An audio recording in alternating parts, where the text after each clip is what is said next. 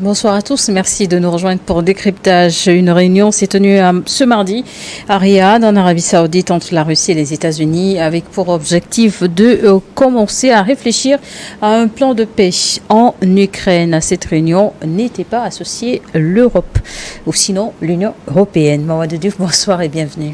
Merci, bonsoir Charlotte. À Riyad, les Russes et les Américains ont convenu de nommer des négociateurs sur la guerre en Ukraine.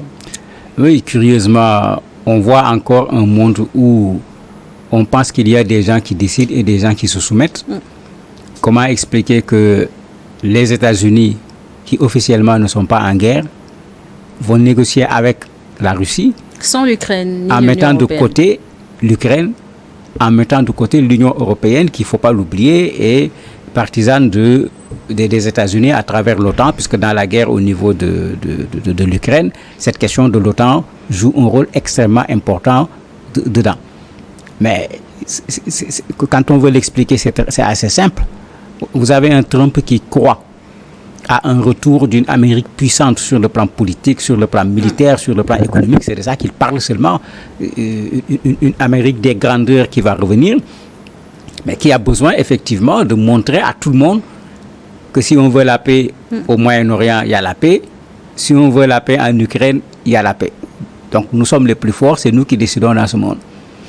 Vous avez un Poutine qui a été mis au banc des accusés, qu'on a essayé de transformer en paria sur le plan diplomatique, mais qui se retrouve dans un jeu où il est gagnant lui également. Puisque Trump l'a appelé, ils ont parlé au téléphone, ils sont en train de résoudre le problème de la Russie, et la résolution, le problème de l'Ukraine, de la guerre en Ukraine plutôt, et la résolution va plutôt dans le sens de ce que Moscou veut, puisque les États-Unis semblent plutôt comprendre ce qui se passe et accepter plus ou moins les conditions imposées par la Russie. Mais c'est ça qui crée problème pour l'Europe, puisque même s'ils n'ont pas financé à hauteur de ce que les Américains ont fait, ils ont participé au financement de la guerre et ils le faisaient avec les Américains. L'approche américaine pour résoudre le conflit ukrainien vivement critiqué en Europe. Et quels étaient les principaux enjeux abordés à cette réunion de Riyad? Enfin, beaucoup de gens s'attendaient à ce que ce soit la réunion qui règle le problème, mais on ne règle pas le problème d'une guerre de la sorte. Surtout pas en une seule réunion. Oui, Poutine, comment il s'appelle encore, Trump avait dit qu'il va le régler en un temps record, ce qui n'est pas vrai, personne n'y croyait. Mais il est sûr aujourd'hui que avec le coup de téléphone, avec la rencontre de Riyad, on va vers une paix en Ukraine, mais de quelle paix il s'agira? Est-ce qu'il s'agira d'un cessez-le-feu? Parce qu'un cessez-le-feu, ce n'est pas la résolution d'un problème. Le problème risque de rester sur place. Ce qui est recherché, c'est une paix durable. Voilà. Mais est-ce qu'il y aura une paix durable? Les Européens n'y croient pas. Les Européens pensent que Trump va faire une paix pour son mandat, mais les conditions qui ont créé la guerre resteront, de sorte que les mêmes effets, les mêmes causes pourront reproduire encore les mêmes effets. Et d'ailleurs, c'est ce que pense également Zelensky, qui dit, mais si on ne crée pas les conditions de la guerre, si on n'empêche pas véritablement à la Russie de continuer à vouloir faire son expansion, lui, il est persuadé qu'il y aura une seconde guerre. C'est pourquoi d'ailleurs, lui, dans l'accord, il demande qu'il y ait 100, voire même 150 000 soldats européens le long de sa frontière, pas seulement avec la Russie, mais avec la Biélorussie également, qui est alliée à la Russie. Maintenant, l'autre élément qui dérange surtout les Européens, c'est cette façon unilatérale de la part de Trump, mais d'aller parler d'un problème qu'eux, ils ont géré avec les États-Unis du début jusqu'à ce que Trump arrive au pouvoir, sans pour autant qu'on tienne compte d'eux. Ça, je sais que ça a été un coup pour ces gens-là, raison pour laquelle Macron a convoqué sa réunion de Paris pour que les gens voient comment ils vont faire. Mais à cette réunion, les points de vue n'étaient pas totalement partagés sur la solution à utiliser. Mais pensez-vous que cette conférence de Riyad va permettre de faire avancer le dialogue entre les différentes parties concernées? Oui, ça fera avancer le dialogue parce que quand on regarde les résultats, on voit la Russie qui dit que maintenant on peut même envisager de négocier avec Zelensky. Alors que rappelez-vous, la Russie disait qu'on ne négocie pas avec Zelensky parce que son mandat a été terminé depuis longtemps, il n'y a pas eu d'élection, il n'est pas légitime, etc. Donc la Russie est en train de reculer sur ce plan-là en laissant la porte ouverte à une négociation avec Zelensky. Ce qui reste, c'est qui va négocier avec lui. Est-ce que c'est Poutine ou bien est-ce que comme Poutine l'avait dit à un certain moment, il peut envoyer quelqu'un pour négocier avec Zelensky. On ne le maîtrise pas parce que la rencontre ne s'est pas traduite par des indications claires sur ce qui va être fait. La plus grande partie de la rencontre, en fait, la Russie en a profité pour se remettre dans le concert des nations. Parce que ça aussi, il ne faut pas qu'on l'oublie. Poutine est recherché par la Cour pénale internationale. Ben, rappelez-vous, quand la Cour pénale internationale a décidé de rechercher Poutine, la réaction forte des États-Unis pour appuyer la Cour pénale internationale, la réaction forte également d'une bonne partie des pays européens.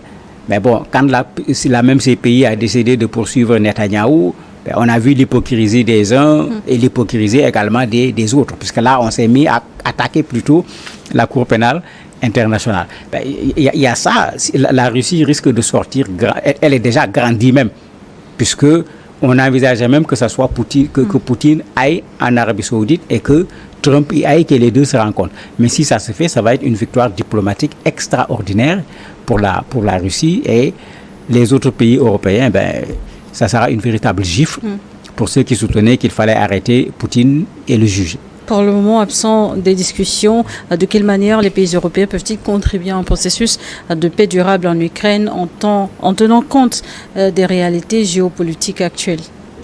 À mon avis, la meilleure stratégie, c'est d'aller avec Zelensky.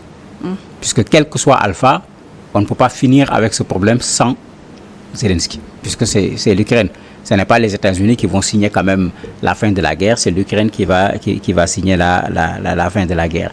Zelensky est actuellement dans une position assez forte, qui s'approche de la position européenne, parce que Zelensky dit qu'il ne peut pas y avoir de discussion sur l'Ukraine sans l'Ukraine, et nous ne pouvons pas reconnaître des accords sans que nous, on était impliqués dans ces accords. L'Union européenne dit pratiquement la même chose, en y ajoutant également l'argument de l'Ukraine en disant non, il peut y avoir de paix sans l'Union européenne, il ne peut pas y avoir de paix sans l'Ukraine. Donc si l'Union européenne parvient à s'organiser avec Zelensky, à mettre des bâtons dans les roues à Trump et à Poutine, ils peuvent parvenir à deux à les obliger à ce que dans le processus de paix, qu'ils soient désormais impliqués. Mais ça dépendra de comment l'Union européenne va réagir, parce que certains sont pour l'envoi des troupes, d'autres considèrent que ce n'est pas pertinent du tout. La réaction du Premier ministre allemand, par exemple, a été extrêmement forte. Il considère que c'est une mauvaise idée. Bon, il est allé très loin dans sa réaction. Les Britanniques pensent qu'on peut envoyer des troupes, la France également.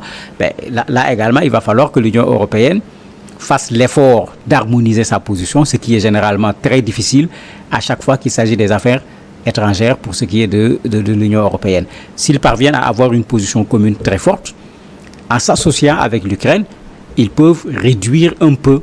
Mais à l'heure actuelle, est-ce que c'est encore opportun pour l'OTAN de mobiliser des troupes en faveur de l'Ukraine? En fait, il ne s'agit pas de troupes qui partent pour un combat. Il s'agit plutôt de troupes qui vont garantir, puisque les Américains ont dit qu'ils n'enverront pas d'hommes au niveau de l'Ukraine. Alors que Zelensky dit qu'un accord, il faut le garantir. Pendant que Biden était là, il demandait à ce que, quand il commençait à accepter les négociations, quand il commençait à accepter le principe qu'on arrête la guerre, il demandait que les négociations se fassent et que les négociations et les accords soient garantis par l'OTAN, c'est-à-dire les États-Unis et l'Europe. Alors que c'est à quoi on assiste actuellement, c'est les États-Unis sans l'Europe. À votre avis, quelles sont les prochaines étapes après cette conférence pour maintenir surtout l'élan vers une paix durable en Ukraine? Je me dis que la première chose, Trump va certainement essayer de faire pression sur Zelensky. Puisque c'est là où se pose le problème, puisque par rapport à la Russie, tout le monde connaît les principales conditions de la Russie. La Russie dit les territoires, il faut en parler dans le passé. Eux, ils ont déjà acquis des terres. Ce que les États-Unis ont accepté, parce que Trump l'a dit, d'autres officiels également des États-Unis l'ont dit, ils disent qu'il n'est pas réaliste de penser à retourner aux anciennes frontières de l'Ukraine.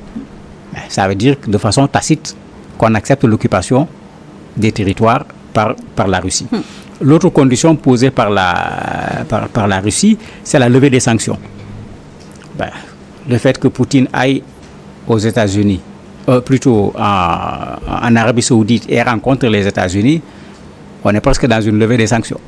Donc, au moins les sanctions diplomatiques. Et très certainement, c'est ça qui va continuer parce que Poutine en fait une condition. La dernière condition, Poutine dit il n'est pas question que l'Ukraine rentre dans l'OTAN. Dans l'Union européenne, à la limite. Ben, si la Russie a ces 3 éléments, il est clair qu'il va falloir faire pression sur Zelensky parce que Zelensky a toujours revendiqué l'entrée de l'Ukraine au niveau de l'OTAN. Et l'argument qu'on lui donnait, c'est qu'un pays en guerre ne peut pas devenir membre de l'OTAN. Pour l'Union européenne, il y a déjà un processus qui est en cours pour que l'Ukraine puisse intégrer l'Union européenne. Donc, il y aura de la dispute sur ce plan parce que Zelensky également va vouloir quand même sortir, je ne dirais pas la tête haute parce que je ne vois pas comment il va sortir la tête haute, mais quand même avec un tant soit peu de dignité de cette guerre qui a trop duré pour l'Ukraine. Et justement, l'Ukraine qui dit vouloir la paix, l'Ukraine veut la paix, mais une paix juste. Est-ce que Volodymyr Zelensky craint vraiment ne pas être du tout, même à l'avenir, associé aux discussions? Mais Zelensky fait partie du passé, hein, ça c'est clair. Quand vous regardez ce qui s'est passé à Riyad, il est mis au passé.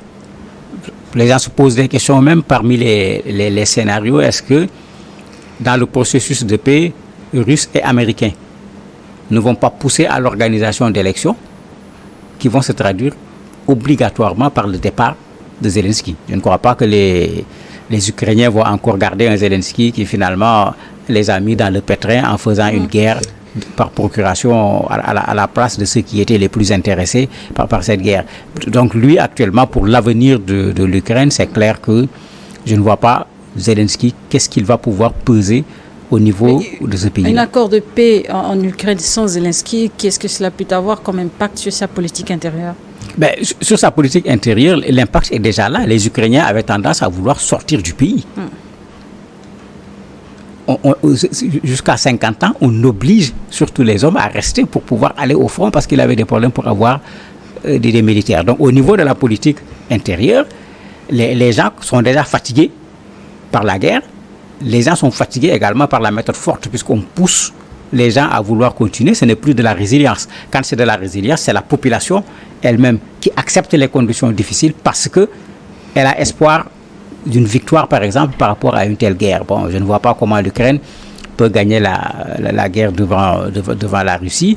Ce qui fait que si les Ukrainiens s'asseyent pour faire le bilan de cette guerre, mais d'un point de vue intérieur, je ne suis même pas sûr que Zelensky va rester sur le territoire. Il risque d'aller se réfugier quelque part parce que beaucoup d'Ukrainiens vont le considérer comme étant le responsable de toutes les difficultés que les Ukrainiens rencontrent. Merci, Mamadou Diouf, d'avoir répondu à notre invitation. Merci à vous également de nous avoir suivis dans le décryptage du jour.